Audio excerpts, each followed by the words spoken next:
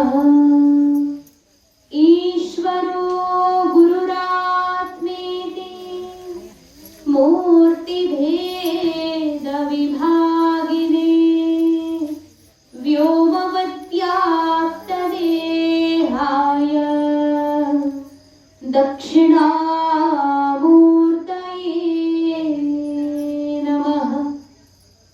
नारायणं समारम्भां शङ्कराचार्यमध्यमाम् अस्मदाचार्यपर्यन्तां वन्दे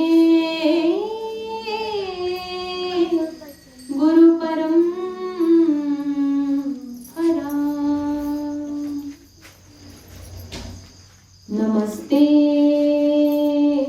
शारदे देवी काश्मीरपुरवासिनी त्वामहं प्रार्थये नित्यं विद्यादानं च देहि मे। ब्रह्मस्वरूपा ज्योतिरूपा सनातनी सर्वविद्याधिदेवी तस्यै वाण्यै नमो नमः। सच्चिदानन्दरूपाय विश्वोत्पत्त्यादिहेतवे तापत्रयविनाशाय श्रीकृष्णाय वयं नुमः। यं प्रव्रजन्तमनुपेतमपेतकृत्यं द्वैपायनो विरहकातर आजुहाव पुत्रेति तन्मयतया तरवाभिनेदुः तं सर्वभूतहृदयं मुनिमानतोऽस्मि।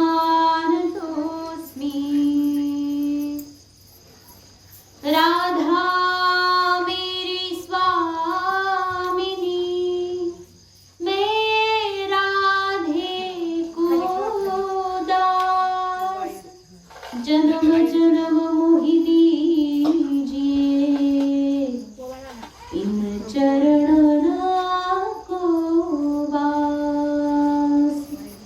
बोले श्रीमद् भागवत महापुराण की श्री राधा रानी की गोपाल कृष्ण भगवान की सब संतन की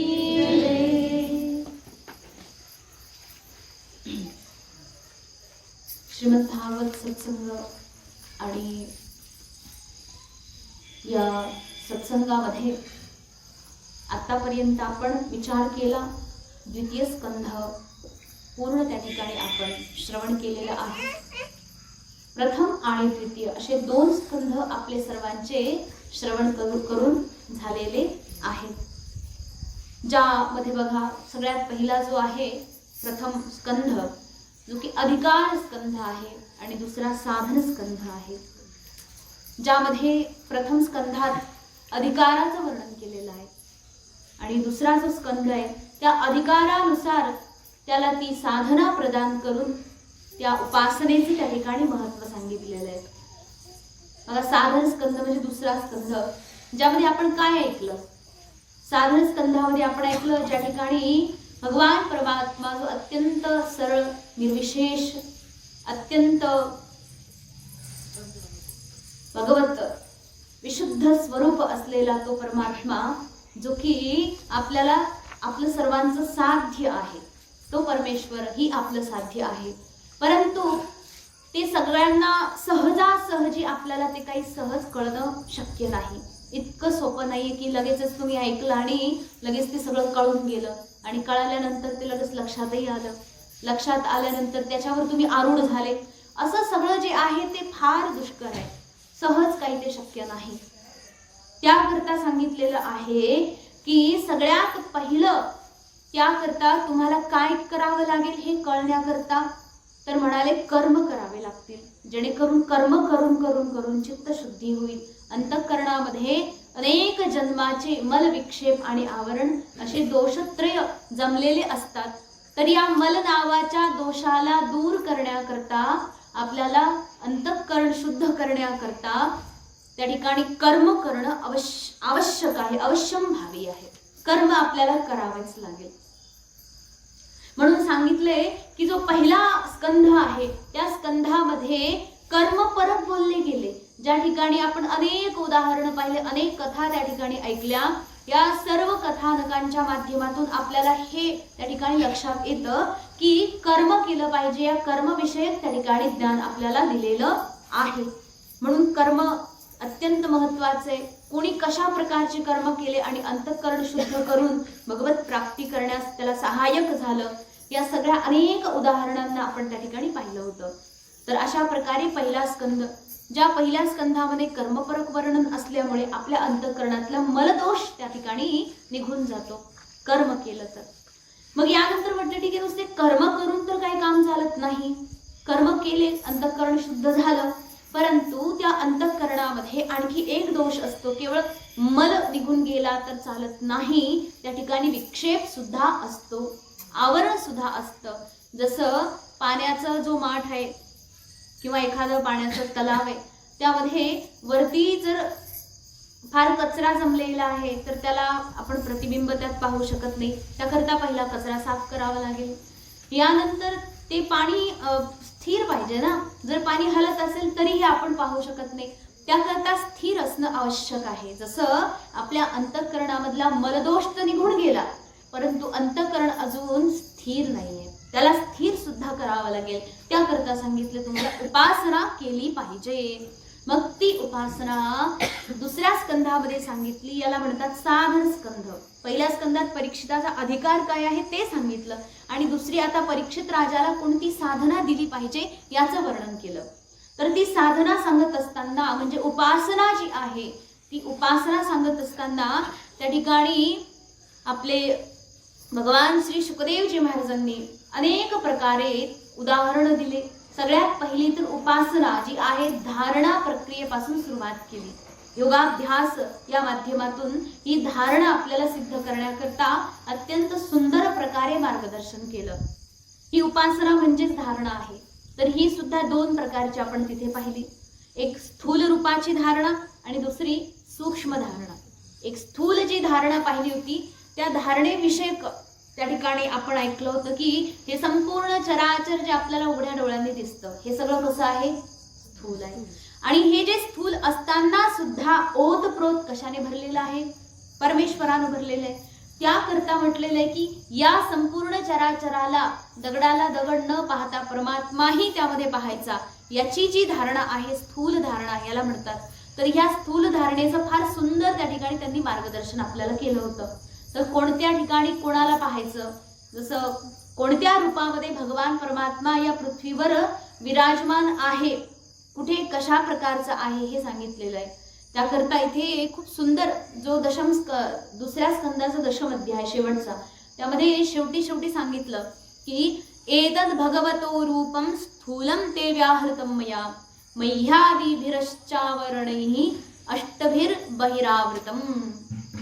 तर म्हटलेलं आहे की हे बघ राजा, तुम्हाला विचारलं होतं तर त्या भगवान परमेश्वराच्या स्वरूपाविषयक विचारलं असताना मी दोन प्रकारे वर्णन केलंय. या प्रकारे एतद भगवतो रूपम मी तुला सांगितलं, तर ते स्थूल रूप जे आहे ते व्यवस्थित प्रकारे सांगितलं, ज्यामध्ये की काय म्हटलेलं आहे बघा, जे 8 रूपांनी 8 अष्टभिः बहिरावृतम 8 प्रकारच्या वस्तूंनी आवृत्त आहे. तर कोणत्या म्हटलेलं आहे की पृथ्वी, जल, तेज, वायू, आकाश, अहंकार, यानंतर महत्त्व आणि प्रकृती. म्हणजे पंच जे महाभूत आहेत, 5 महाभूत आणि त्याच्यासोबत अहंकार, महत्त्व आणि प्रकृती, या तिन्हींनाही त्या ठिकाणी घेतलं आणि काय म्हणाले, की या 3 प्रकार म्हणजे या जे 8 प्रकार आहेत या सगळ्याच्या प्रकारामध्ये तो परमात्मा आवृत्त आहे, या सगळीकडून घेरलेला आहे. परमात्म्याने या सर्वांना घेरलेले आणि या सगळ्यांनी परमात्म्याला घेरलेले आहे. त्याच्यामुळे अशा प्रकारे या सगळ्या प्रकारे हा परमात्मा व्यवस्थित राहतो. म्हणून हा जो स्थूळ परमात्मा आहे याचे चिंतन केलं पाहिजे. कुठे काय आहे, कोणत्या रूपामध्ये परमात्मा कसा विद्यमान आहे. म्हणजे एक एक अंग सांगितले होते बघा. देवाचे एक एक अंग आठवतात का तुम्हाला? कोणतं अंग काय आहे, देवाचे पाय काय आहेत, देवाचे गुडघे काय आहेत, कंबर काय आहे, मांड्या काय आहे, देवाच्या अंगावरती वस्त्र कोणते आहेत, त्यानंतर मुख कमल काय आहे, हृदय काय आहे, आदी आदी हात काय आहे, या सगळ्याच एक एक करून वर्णन केलं होतं. म्हणजे ह्या पृथ्वीवर जे काय दिसतं ना हे सगळे देवाचे एक एक अवयव आहेत असं त्या ठिकाणी आपण वर्णन केलं होतं. तर मग ती स्थूळाची जी धारणा आहे ती राजानं त्या ठिकाणी ऐकली होती अत्यंत सुंदर प्रकारे. म्हणून हे राजन अतः परम, आणि यानंतर पुढे आणखी काय केलं, केवळ स्थूळाची तर धारणा केली नाही तर सूक्ष्माची सुद्धा धारणा तुला सांगितली होती. अतः परम सूक्ष्मतमम अव्यक्तम निर्विशेषम अनादिमध्य निधनम नित्यम वांग मनसः परम. म्हणून राजन पुढे जी सूक्ष्म रूपाची धारणा आहे त्याचं सुद्धा मी वर्णन केलं होतं. तर ती कशी आहे म्हणाले, निर्विशेष आहे. निर्विशेष म्हणजे बघा कुठल्या तरी विशेषणानं विशिष्ट असलेली जी वस्तू आहे त्याला विशेष म्हणायचं. म्हणजे विशेष काहीतरी आहे ज्याच्याकडे. समजा आता आपले हजारे मामा आहेत, त्यांनी पांढरे कपडे घातले तर ते आहे ठीक आहे जसे आहेत तसे, परंतु पांढरे कपडे घातले, ते पांढरे कपडे हे त्यांचं विशेषण झालं. त्या पांढऱ्या कपड्यांनी ते विशेषित आहेत म्हणून ते विशिष्ट आहेत. तसंच समजा एखादं म्हटले फार सुंदर दागिने घातलेत, फार छान सुंदर, तर त्या दागिन्यानं ते विशिष्ट आहेत. तर हे सगळे जे गुण आहेत या सगळ्यानं आपण विशिष्ट बनतो. तर परमात्मा जो आहे म्हटले निर्विशिष्ट आहे, विशिष्टच नाहीये, म्हणजे विशेष काहीच नाही, निर्विशेष आहे. असा निर्विशेष परमात्मा जो की अव्यक्त आहे, ज्याच्याकरता काहीही बोललं जाऊ शकत नाही. व्यक्त म्हणजे ज्याच्या विषयी बोललं जाऊ शकतं, परंतु तो परमात्मा जो की सूक्ष्म रूपाची धारणा मी सांगतोय तो अव्यक्त आहे, त्याच्याविषयी काहीही बोलणं शब्दांना शक्य नाही. म्हणून तो निर्विशेष आणि अव्यक्त आहे. निर्विशेष कळालं ना, निर्विशेष ज्याच्या ठिकाणी काही विशेष नाहीये. तसं बघा साधारण प्रश्न असतो की तुम्हाला विचारलं की सांगा बघू भगवान परमात्मा विशेष आहे की सामान्य आहे, तुमचं काय उत्तर येईल? विशेष आहे. याच्यामध्ये काही संशय? पण शास्त्र काय सांगतंय, तो परमात्मा विशेष नाही. निर्विशेष म्हटलंय, विशेषच नाही तो. मग विशेष नाही अर्थात काय, तो सामान्य आहे. मग सामान्य कसा? एक साधारण तुम्ही समजा बघा, काही पण घ्यायचं असेल, काही पण आणायचं असेल तर आपल्याला थोडं तरी उठावं लागतं, बसावं लागतं, दूर जावं लागतं. आणि ज्या वस्तू सामान्य नसतात, विशेष असतात, त्या वस्तू आपल्या घरी तर मिळत नाही.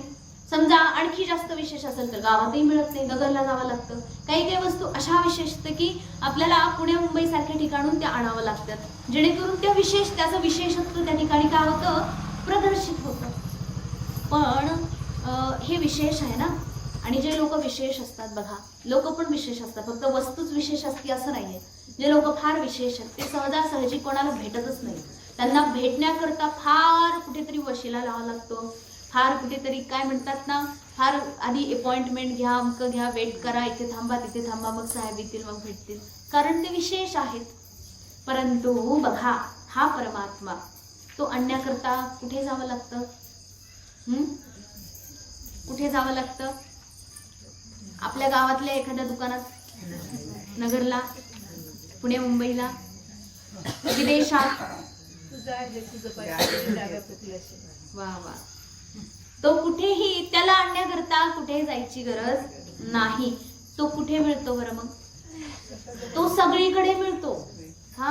म्हणजे अशी, म्हणजे त्याला काय म्हणायचं, जी वस्तू कुठे पण पडलेली असते, कुठे पण सापडते, त्याला आपण सामान्यच म्हणतो ना.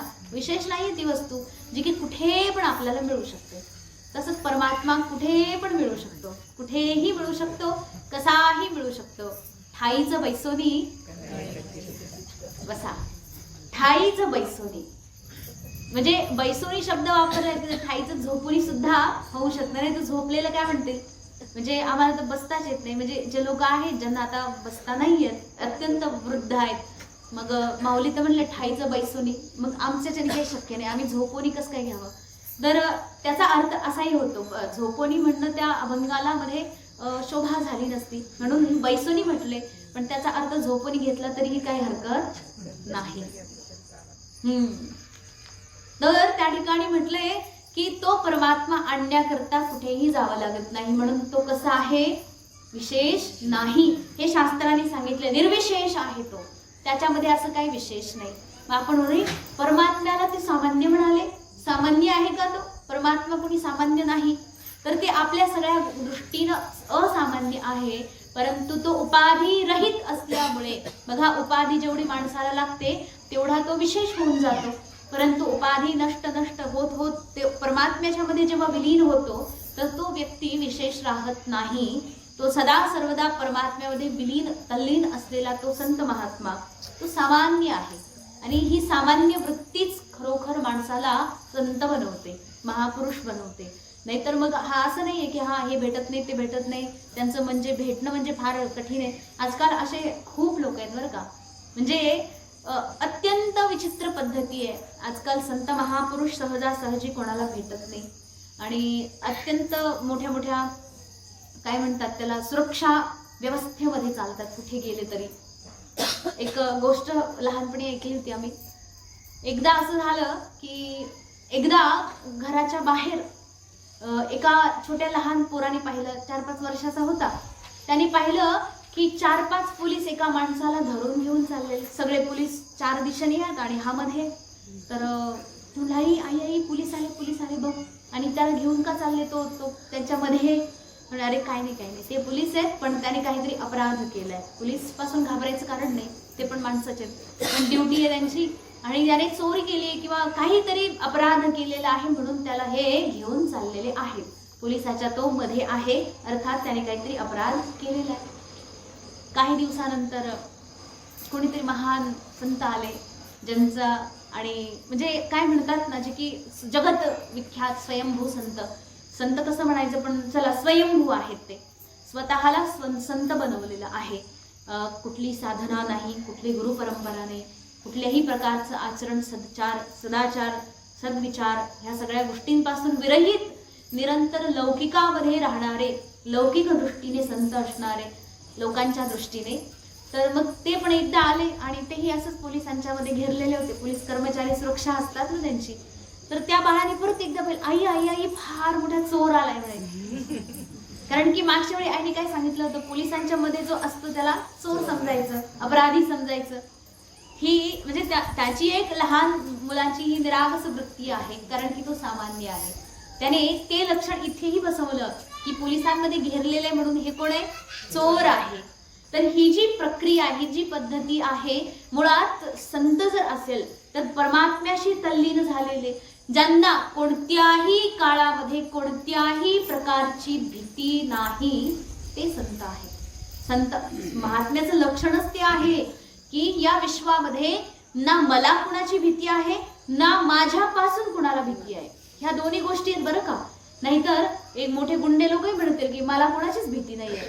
हा काय त्याला भीती असेल, पण त्याला मात्र सगळं जग घाबरते ना, समोर दिसला की थरथर कापते, कारण हा उचलला की डायरेक्ट आपटतोच. मग अशा प्रकारे या लोकांचाही काही नेम नाही. मग संत महात्मे जे आहेत त्यांच्यासाठी निर्भय झालेलं आहे जग, आणि त्यांच्यापासूनही जग निर्भय आहे. संत महापुरुषांच्या जवळ कोणत्याही प्रकारची भीती उरलेली नसते, त्याला म्हणतात महापुरुष. आणि हा महत्ता त्यांच्याकडे आलेली आहे ती केवळ आणि केवळ भगवान परमेश्वराचं चिंतन अहरह करून. मग तो निर्विशेष परमात्मा, ज्याच्यामध्ये काहीही विशेष नाही, असं सामान्य असणारा, निरुपाधिक असणारा परमात्मा अत्यंत विशुद्ध आहे. बघा, याच्या आधी विशेषण सांगितली होते. या संपूर्ण सृष्टीवर तो परमात्मा ह्या रूपामध्ये अशा विशेषणाने नटलेला आहे. बघा, या झाडाच्या विशेषणाने तो परमात्माच नटलेला आहे. परंतु इथे काय म्हटले की तो परमात्मा याच्या व्यतिरिक्त सुद्धा आहे. आपण म्हणू हे जग दिसते म्हणून परमात्मा म्हणून म्हणायचा, हे जर जग तर शिवाय नष्ट होणारच आहे ना. मग हे जग गेलं तर तो परमात्मा गेला असं समजायचं का? तेव्हा सांगतात की तो निर्विशेष आहे, तो वास्तविक त्याचं स्वरूप हे आहे, निरुपाधिक आहे.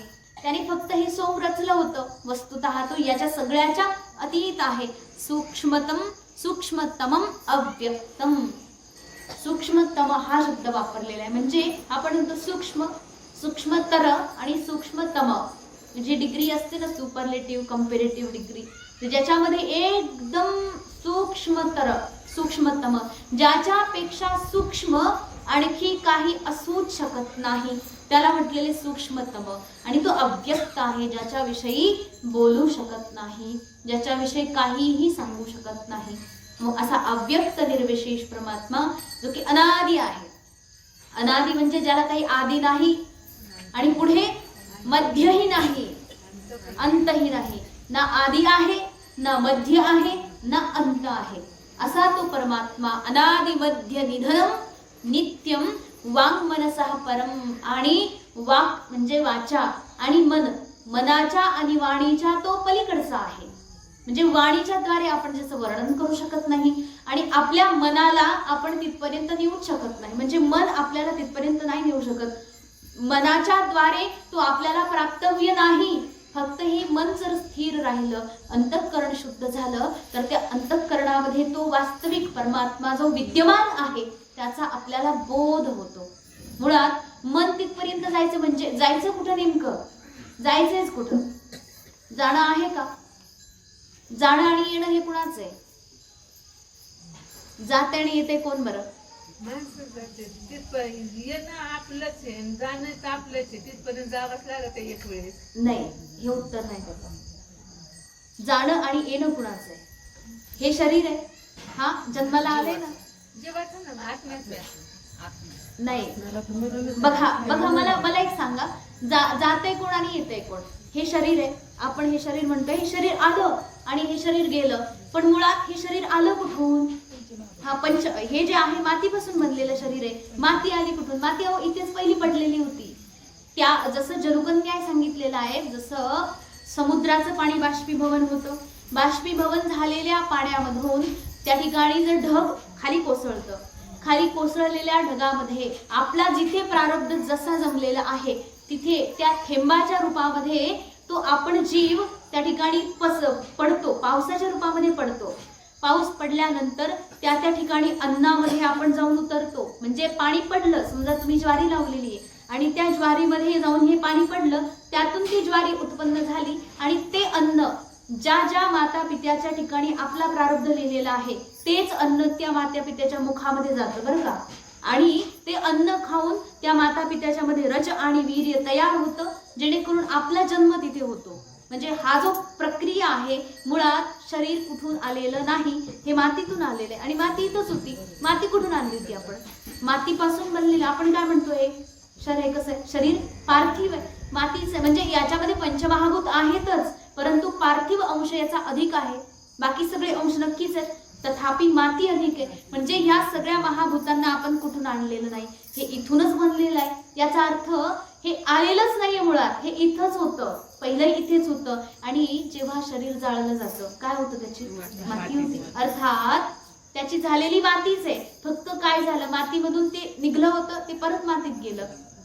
ही जी प्रक्रिया आहे, हे शरीर आलं कुठून आणि गेलं कुठे? ना आलंही ना गेलं. आलंही नाही गेलंही नाही, ते इथं मातीच माती होती पहिल्यापासून. मग आता दुसरा प्रश्न, मग आलं आणि गेलं कोण? तर आता म्हणता येईल तो आत्मा आला, आत्मा गेला. तर आत्मा गमनशील नाही. शास्त्राने स्पष्ट सांगितलंय, तो आत्मा येईलच कसा? कारण की तो इथे आधीच आहे. तो जाईलच कसा? कारण की तो जाऊ शकत नाही. जिथे जिथे पाहावं, जिथे जिथे तिथे तिथे केवळ तो आहे. तुम्ही जिथे जाल तो विद्यमान आहे. मग तो जाईल कसा आणि येईल कसा? आपण म्हणू हा तात्या आल्याने बसले, हा जीवाचा आपला व्यवहारिक प्रक्रिया झाली, ते येऊन बसले. परंतु आपण म्हणू शकता आत्मा आला आणि बसला. कसं काय होईल शक्य? इथे नाही का तो आत्मा? मग तो आला आणि बसला असं म्हणणं किती उचित आहे? अर्थात ना आत्मा येतो ना जातो. मग शरीरही येत नाही आणि जात नाही. मग नेमकं येतंय आणि जातंय हे काय? अजिबात. हे जे प्राण आहे, ही पण एक अज्ञानाची प्रक्रिया आहे आपली. प्राण कुठपर्यंत आहे? आपलं जे अज्ञान आहे जीवाचं, जीवाकडे काय? अज्ञानाची मोठी गठरी आहे. आपण जे काही कर्म करतो या कर्मामध्ये पुण्य आणि पाप जमलेलं असतं. तर या पुण्य आणि पापाच्या बळाला एकत्र करून आपलं जे अज्ञान आहे, म्हणजे पंचप्राण जे आहेत त्याच्यामधला जो उदान वायू आहे, आपण जेव्हा शरीर त्याग करतो तर हा उदान वायू आपल्या सगळ्या कर्मफळाला सूक्ष्म शरीरासोबत एकत्र बांधतो आणि ऊर्ध्वगतीला जातो. ज्या ठिकाणी त्याचं प्रारब्ध बनलेलं आहे त्या ठिकाणी जाऊन त्याला परत आरोपित करतं, पुन्हा उद्भवतं. जातस्य हि ध्रुव मृत्यू ध्रुवम जन्म मृतस्य च. तर हे जे शरीर आहे ना येतं न जातं, ना आत्मा येतो न जातो. त्या ठिकाणी फक्त आहे काय, तर आपल्यामध्ये जो जीव भाव आहे, जे अज्ञान आहे ते त्या ठिकाणी कुठेतरी दुसरीकडे बस फक्त नावारूपाला येतं. वस्तुतः तेही येत नाही आणि तेही जात नाही. आणि याच्या पुढे भगवान शंकराचार्य अजातवाद मानतात.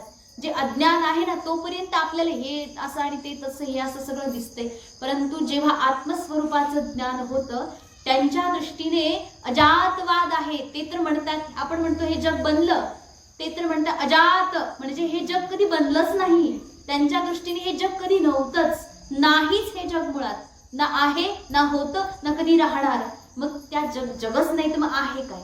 तद व्यतिरिक्त केवळ आणि केवळ आत्मस्वरूप, केवळ परमात्मा ही आहे, याच्या व्यतिरिक्त काही नव्हतं, अद्वैत स्थिती. मग अशा प्रकारे हे जे तत्व आहे जे की अत्यंत सूक्ष्म धारणा आहे, आणि या सूक्ष्म धारणेला जाणण्याकरता ना वाचा काम करू शकते ना मन काम करू शकतं. तो परमात्मा या सगळ्याच्या परे आहे, तो अतीत आहे. आणि आपण सगळे अज्ञानानं घेरलेले सामान्य मनुष्य, सामान्य जीव आहोत. या जीवाच्या अंतःकरणामध्ये जमलेलं जे अनेक जन्माचं जे दोष आहेत त्याला जोपर्यंत घालवता नाही आले, जोपर्यंत हे नष्ट नाही झाले, तोपर्यंत त्या परमात्म्याचं हे वास्तविक स्वरूप कळणं असंभव आहे. सूक्ष्म रूपाची धारणा एवढी सहजासहजी शक्य नाही. स्थूल रूपामध्येही एकतर फार मन अत्यंत भटकून जातं, त्यात ही सूक्ष्म धारणा.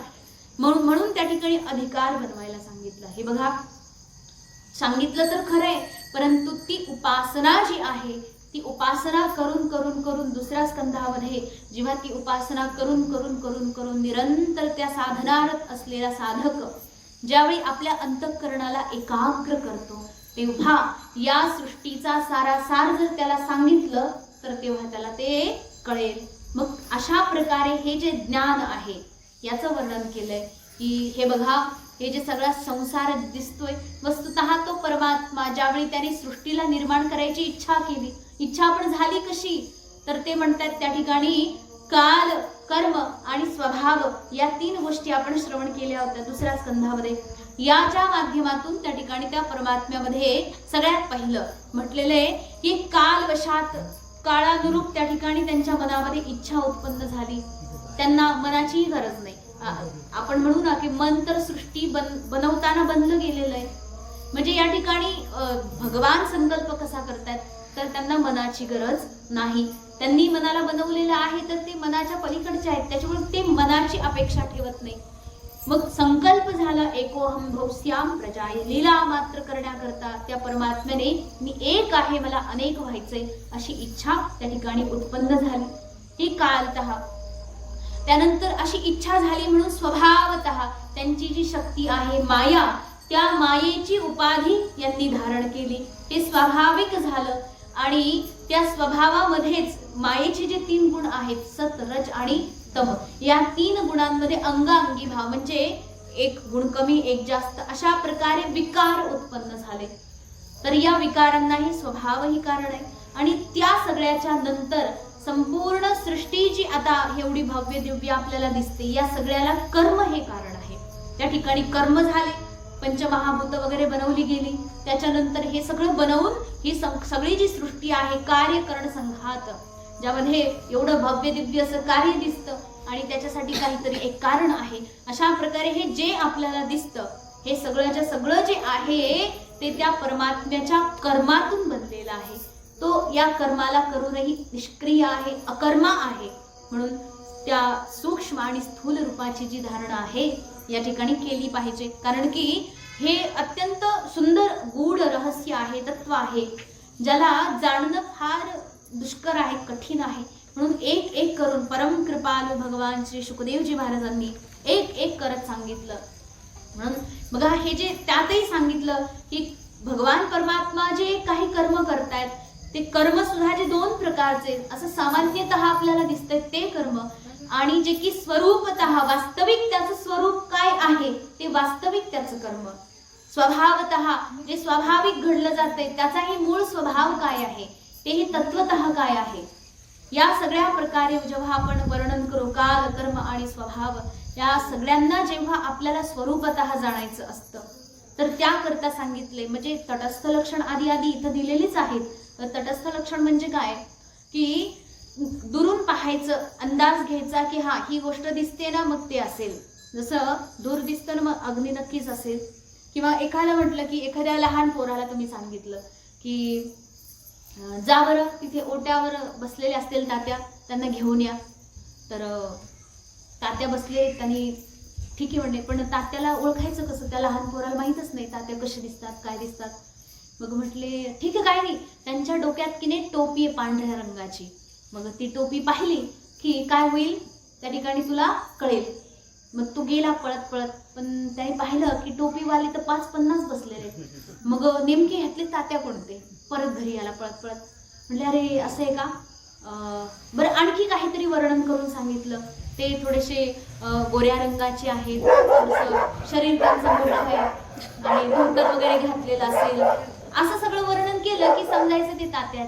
जाऊन बघितलं तर हा तात्या तर आहेत पण त्या तात्या त्यांनी पाहिलं की शरीर वगैरे जसं वर्णन केलं होतं तसं सगळं आहे परंतु त्यांच्या डोक्यात टोपी नाही, कारण तात्यांनी तेवढ्यातच टोपी काढून ठेवली होती. आता मोठी समस्या झाली ही. हे जे आहे हे तटस्थ लक्षण. हे उदाहरण याच्याकरता दिलंय की बघा तटस्थ लक्षण त्याला म्हणायचं जे कधी असू पण शकतं कधी ते निघून पण जाऊ शकतं.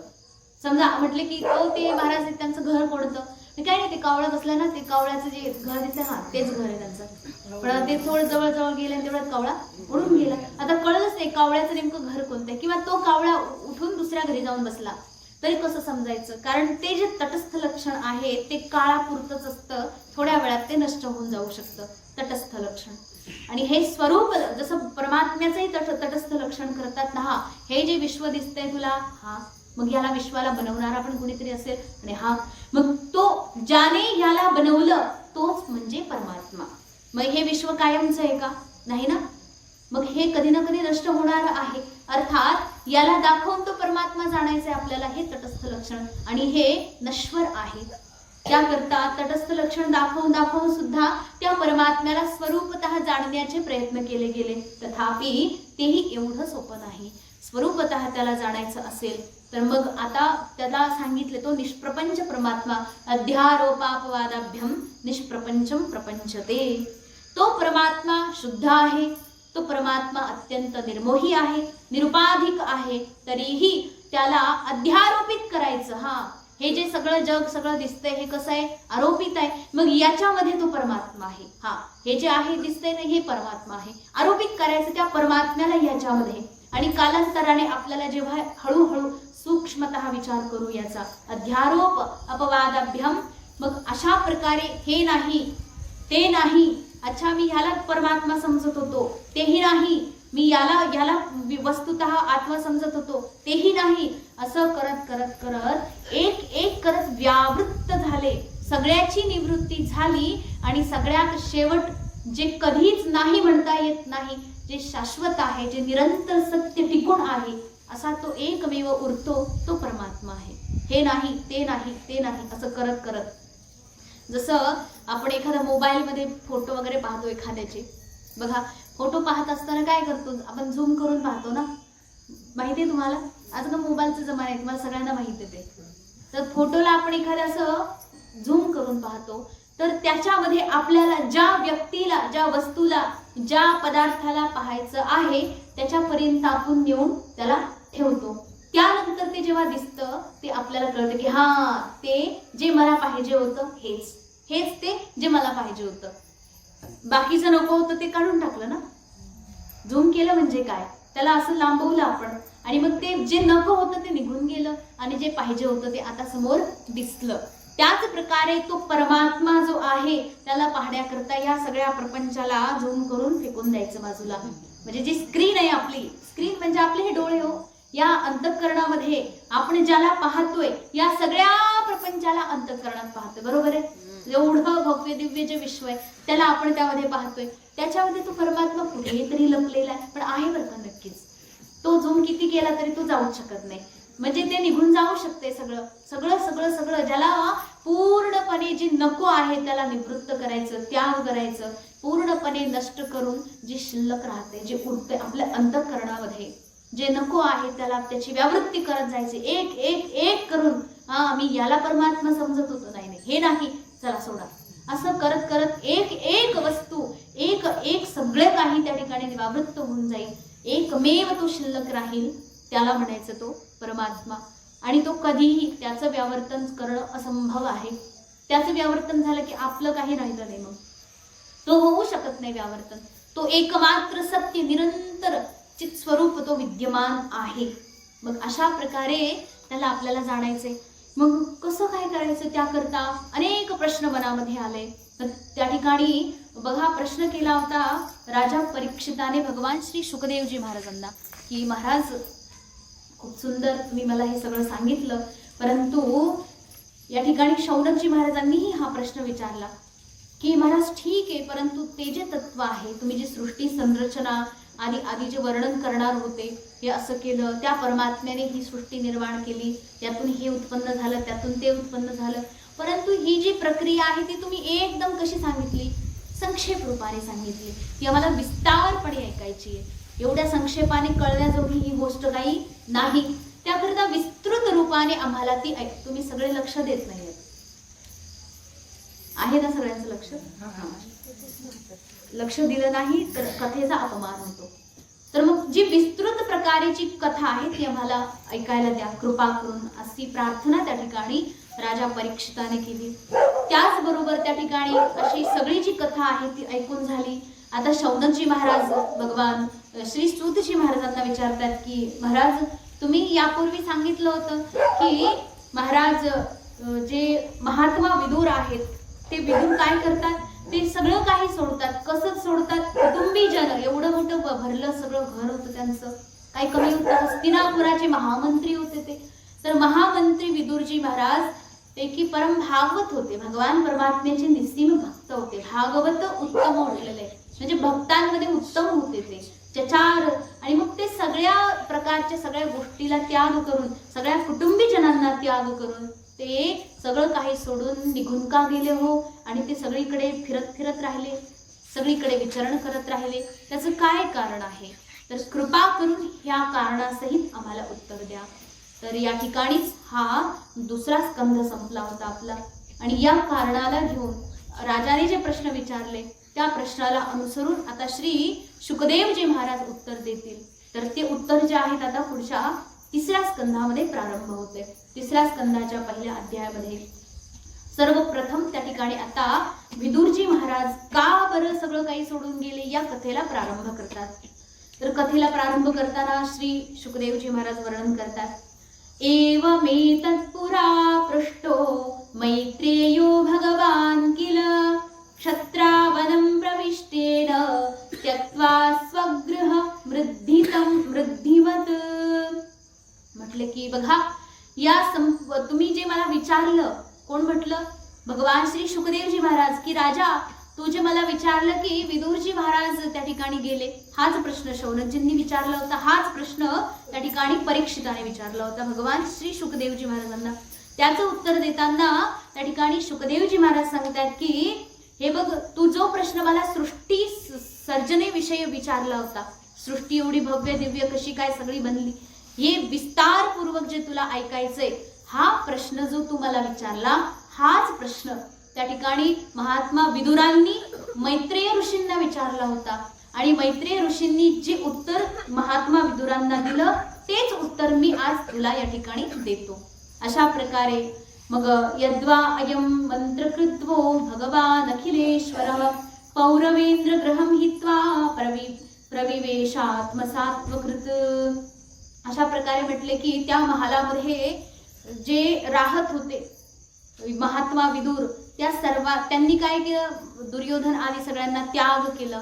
आणि त्याची जी कथा आहे आता या ठिकाणी पुढे ऐकायला मिळेल. थोडीशी हिंट दिली होती की भगवान श्रीकृष्ण पांडवांचे दूत बनून जेव्हा हस्तिनापुराला आले होते त्यावेळी हा प्रसंग घडला आणि महात्मा विदुर निघून गेले. अशा प्रकारे मग ऐकल्याबरोबर राजाने विचारलं की हे भगवन कुत्र क्षत्रुर भगवता मैत्रेयेणा यास संगमः कदा वा सह संवाद एतद् वर्णन न प्रभो. हे प्रभो, तुम्ही म्हणाले की आत्ताच की महात्मा विदुरांनी मैत्रेय ऋषींना प्रश्न विचारला.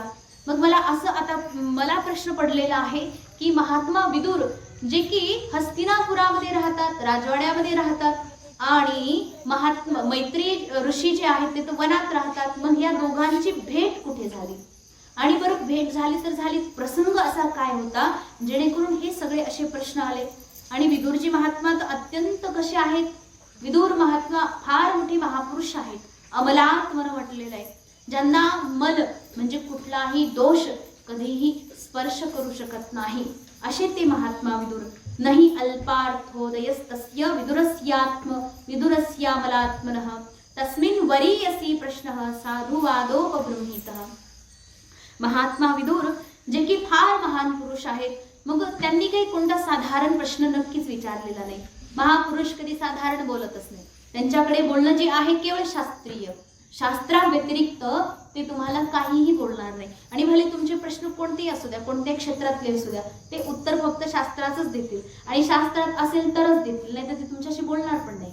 हे संत महापुरुषांचं लक्षण आहे. केवळ स्वानुभव स्थितीमध्ये असणारे शास्त्रीय वचनच बोलतात. मग म्हटलं ठीक आहे, असे जे महात्मा विदुर आहेत त्यांनी पण उत्तम असा प्रश्न केला असेल तर माझी अशी इच्छा आहे की कृपा करून ती गोष्ट जी आहे पूर्णपणे मला सांगावी.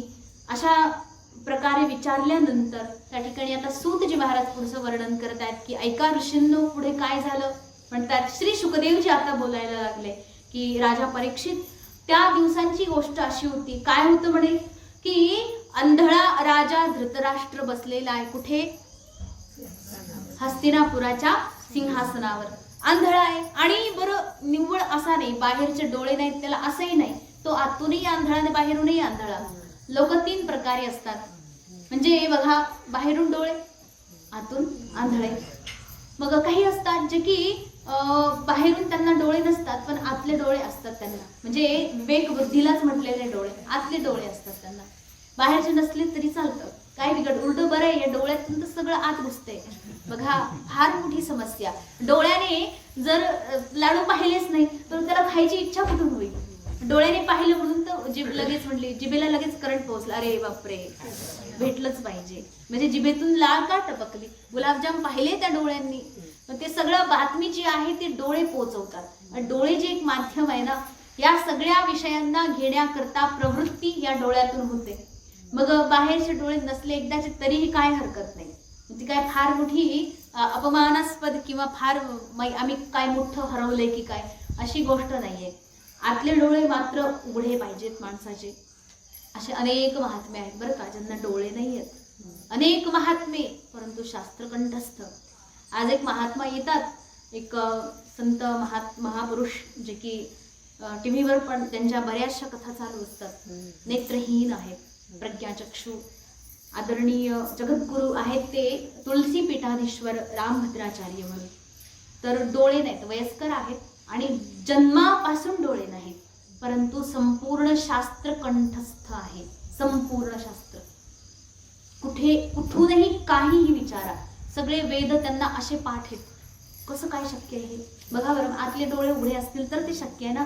आणि नुसते आपले सगळ्यांचे एवढे मोठे डोळे येतं, मग डोळे नाही तर समजा थोडंसं दिसायला कमी झालं तर ऑपरेशन करू, आणखी झालं तर लेन्स लावू, चष्मे लावू, काय काय करू, सगळे उद्योग करू. परंतु एवढं सगळं करूनही जर तुम्ही कधी भगवंताचं रूप पाहत नाही त्या डोळ्यातून, एवढे ऑपरेशन करून सुद्धा, तर ते ऑपरेशन काही सक्सेस नाहीये, त्याच्यात काही उपयोगच नाहीये.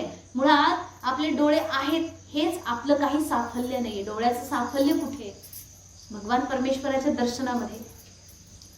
तर आंधळा धृतराष्ट्र जो की बघा, दोन्हीकडून बिचारा आंधळा. म्हणजे लोक एक तर बाहेरचे डोळे नसतात, आतले असतात, किंवा काही काहींना आतले नसतात पण जरा बाहेरचे तरी असतात. पण हा धृतराष्ट्र मात्र दोन्हीकडून आंधळा. त्याला बाहेरचे पण डोळे नाही आणि त्याला आतले सुद्धा डोळे नाही. अंतर्वृत्तीचे जे विवेक रूपी नेत्र आहेत ते त्याच्याकडे नाही. असा तो धृतराष्ट्र. धृतराष्ट्र शब्दाचा अर्थ एक फारच गोड आहे बघा. धृत ध्रे धारणे या धातूपासून बनलेला आहे, म्हणजे धरून ठेवणे. आता ह्याला कसं मी धरलंय, धरून ठेवणे. त्याने पण धरून ठेवलं होतं. कशाला? राष्ट्राला. त्याने धरून ठेवलं होतं राष्ट्राला. राष्ट्र म्हणजे त्याची सत्ता जी आहे. तो मुळात तो राजा नव्हता. राजा कोण होतं? पांडू होते. बरं समजा ठीक आहे, त्यांना बसवलं. पांडू आजारी होते, ते वनाला गेले. मग हे बसले, राजा झाले. पण जेव्हा युधिष्ठिर आले, युधिष्ठिर जेव्हा वयामध्ये आले तर याचं काय कर्तव्य होतं? जो ज्येष्ठ पांडुपुत्र आहे त्याला गादीवर आणून बसवलं पाहिजे होतं. पण हा उतरलाच नाही गादीवरून, त्यांनी धरूनच ठेवलं.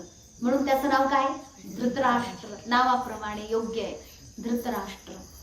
आणि धृतराष्ट्राला ही जी दुर्बुद्धी आहे, दुर्बुद्धीपासून काय बरं उत्पन्न होईल?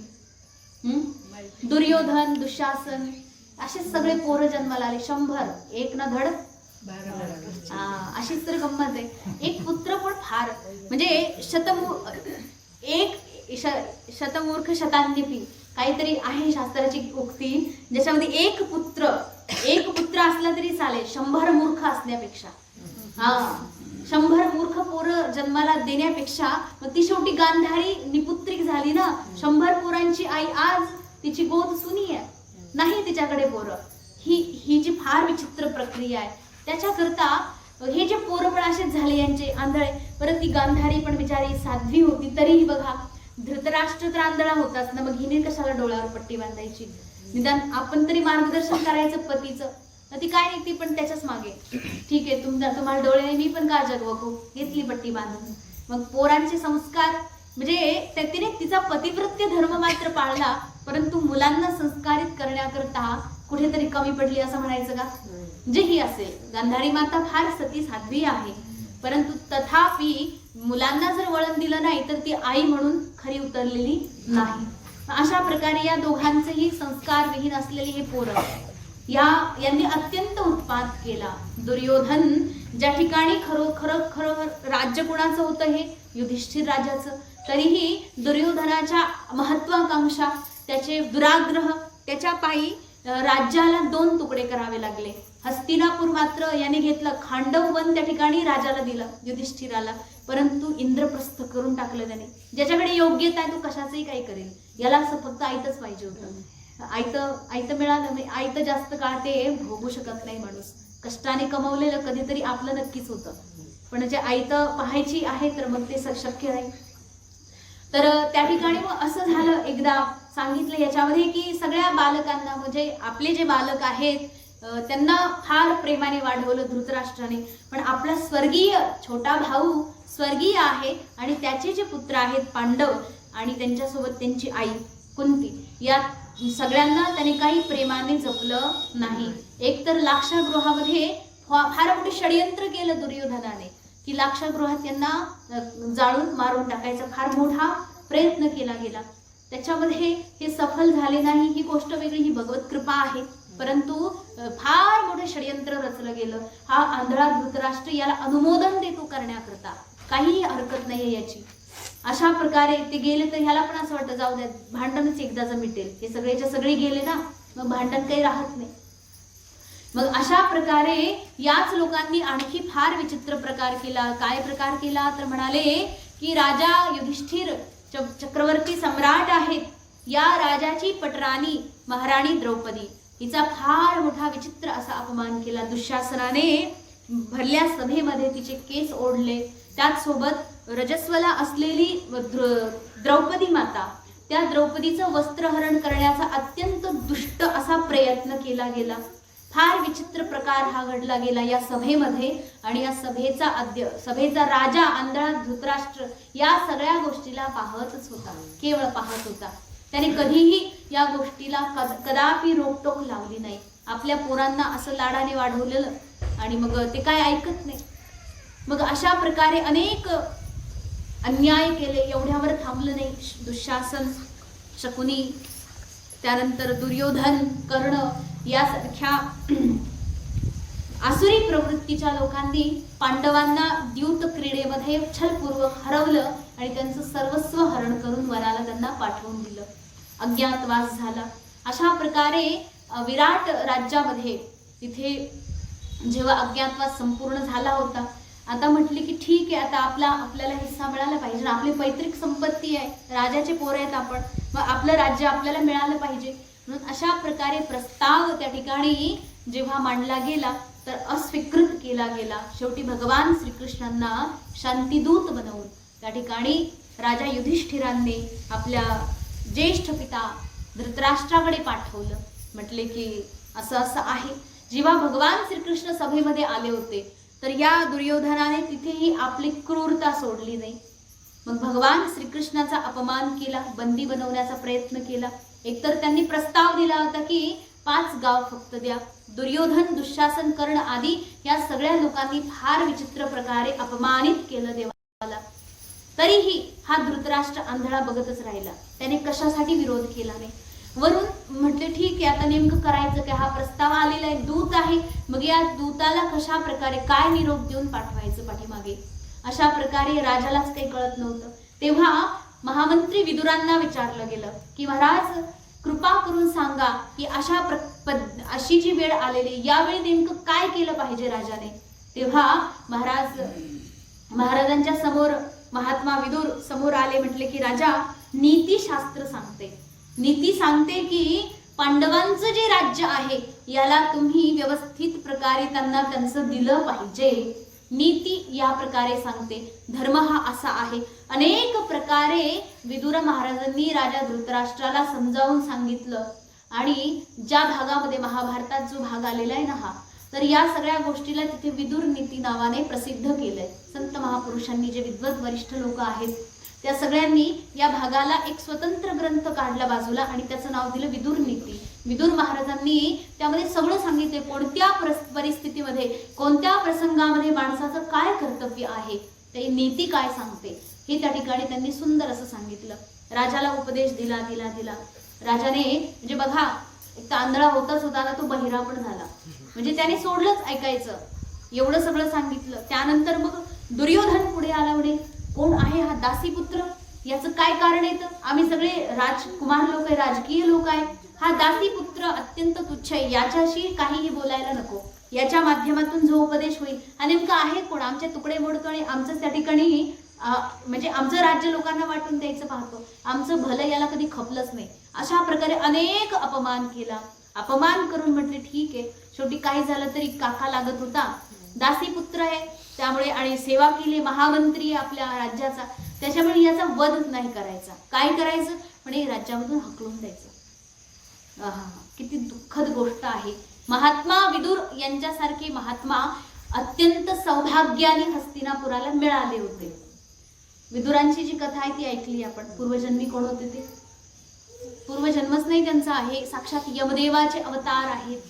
तर यमदेवाला मांडव्य ऋषींचा शाप होता, जेणेकरून हे विदुर बनून दासीपुत्र बनून आले आणि सांगितले हे तर ज्ञानी असतीलच, परंतु यांच्या ज्ञानाचा कोणी काही एक लाभ घेणार नाही. यांनी दिलेल्या ज्ञानाला कोणी ऐकणारच नाही, हा सुद्धा अभिशाप दिला होता. त्याच प्रकारे राजाने ऐकलं नाही आणि अशा प्रकारे अपमानित करून दुर्योधनाने महात्मा विदुरांना राज्यामधून बाहेर काढलं, हकलून लावलं. तरीही हा आंधळा धृतराष्ट्र एका शब्दाने सुद्धा दुर्योधनाला नाही असं म्हणू शकत नाही. आंधळाच झाले पुत्र मोहाने. एवढा आंधळा की पुत्राचं हित अहित याला कळायलाच बंद झालं. महात्मा विदुर जे आहेत, बघा एवढा मोठा अपमान झाल्यानंतर त्या माणसाची काय परिस्थिती होईल बरं? मी महामंत्री आहे, एवढा ज्ञानी व्यक्ती आहे, असं आहे तसं आहे. अशा प्रकारे जेव्हा कळलं जातं तेव्हा त्याचा अपमान त्याला कसा सहन होईल? एवढा अपमान होणे विदुर महाराज प्रसन्न आहे. काहीही फरक पडला नाही त्यांना. या अपमानाचा त्यांच्यावर अजिबात प्रभाव झाला नाही. त्याच परिस्थितीमध्ये निरंतर प्रसन्न होऊन आता भगवंताने मला रिटायरमेंट दिली आहे आणि आता मात्र मी मोकळा झालो. कशासाठी? हे गेले तीर्थयात्रा करायला. निरंतर तीर्थयात्रा, एकानंतर एक, जिथे जिथे भगवंताची दिव्य दिव्य भव्य सुंदर अशी मंदिरं उभा केलेली आहेत. प्रत्येक ठिकाणी जाऊन गंगा स्नान करा. तीर्थामध्ये जेही नदी आहेत त्या सर्वांचं स्नान केलं. त्या त्या सर्व तीर्थांमध्ये परमात्म्याचं दिव्य सुंदर असं दर्शन केलं. वन आहेत, वनामध्ये राहून निरंतर त्या ठिकाणी महाराज महात्मा विदुर यांनी फार भ्रमण केलं. करत करत करत ते प्रभास क्षेत्रामध्ये आले. प्रभास क्षेत्र म्हणजे द्वारिकापुरीच्या जवळपासचा भाग गुजरातमध्ये. तर तिथे सुद्धा त्यांनी अनेक प्रकारे तीर्थांचे दर्शन घेतले, ज्याच्यामध्ये सांगितले की त्रित उशना मनु पृथ अग्नी असित वायू सुदास गौ गृह श्राद्धदेव आदी अनेक जे 11 तीर्थ आहेत, या सगळ्या तीर्थांचं त्यांनी सेवन केलं. ते सेवा केली, राहिले, निरंतर तीर्थवास केला आणि शेवटी संपूर्ण पृथ्वीवर स्थापित जे ब्राह्मण आदी लोकांच्या द्वारे स्थापित असलेले भगवंताचे दिव्य दिव्य मंदिर सगळ्याचे दर्शन करत करत शेवटी ते यमुना मैयाच्या किनाऱ्यावर आले. इथे वृंदावनात आले असं उल्लेख नाहीये, परंतु यमुना मैयाच्या किनाऱ्यावर असं म्हटलेलं आहे. तर यमुना मैया बऱ्याच ठिकाणी आहे, तर जिथेही असेल तर प्रभास क्षेत्रामध्ये म्हणा किंवा वृंदावनात म्हणा.